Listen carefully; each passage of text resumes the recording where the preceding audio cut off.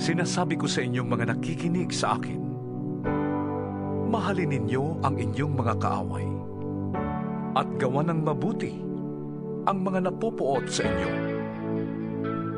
Pagpalain ninyo ang sumusumpa sa inyo at ipanalangin ang mga nang-aapi sa inyo. Kapag sinampal ka sa isang pisngi, iharap mo rin ang kabila. Kapag inagaw ang iyong balabal, huwag mong ipagkait ang iyong baro. Bigyan mo ang bawat nanghihingi sa iyo.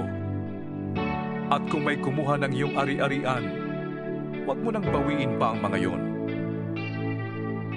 Gawin ninyo sa iba ang ibig ninyong gawin nila sa inyo.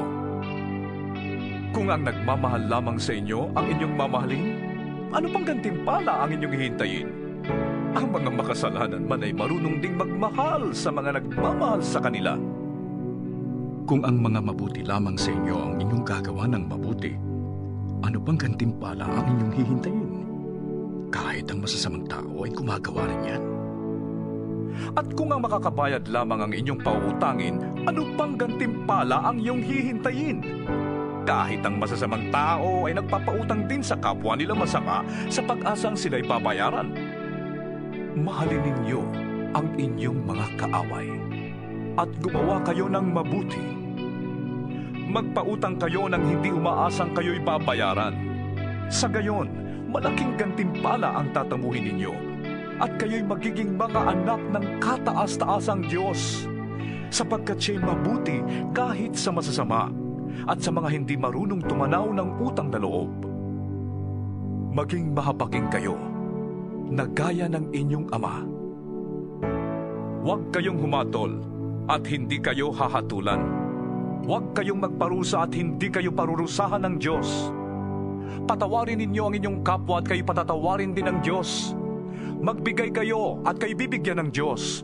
Hustong takal, siksik, liglig at umaapaw pa ang ibibigay sa inyo. Sapagkat ang panukat na ginagamit ninyo sa iba ay siya ring gagamitin ng Diyos sa inyo. Maaari kayang mag-akay ang bulag ng kapwa bulag. Pareho silang mahuhulog sa hukay kapag ginawa nila ang ganon. Walang alagad na nakakahigit sa kanyang guro. Ngunit kapag lubusang naturuan, ang alagad ay makakatulad ng kanyang guro. Bakit mo napapansin ang puwing ng iyong kapatid? Ngunit hindi mo nakikita ang troso sa iyong mata. Paano mong masasabi sa iyong kapatid, "Kapatid, hayaan mong alisin ko ang iyong puwing," gayong hindi mo nakikita ang trosong nasa iyong mata? Mapagkunwari. Alisin mo muna ang troso sa iyong mata nang makakita kang mabuti. Sa gayon, maalis mo na ang puwing ng iyong kapatid.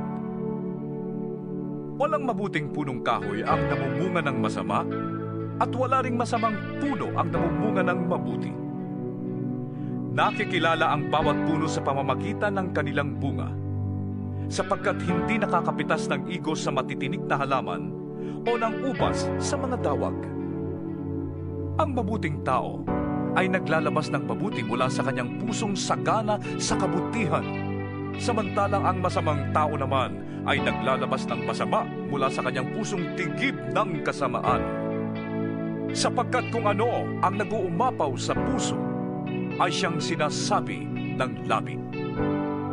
Bakit ninyo ko tinatawag ng Panginoon, Panginoon? Gayong hindi naman ninyo tinutupad ang sinasabi ko.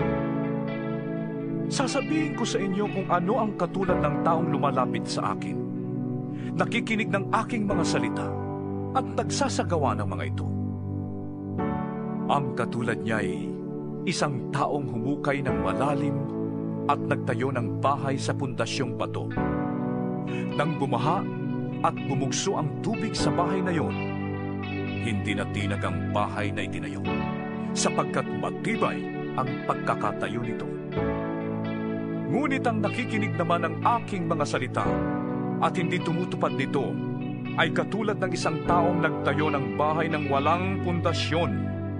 Nang bumaha at bumugso ang tubig sa bahay na iyon, ito ay kaagad bumagsak at lubusang nawasak.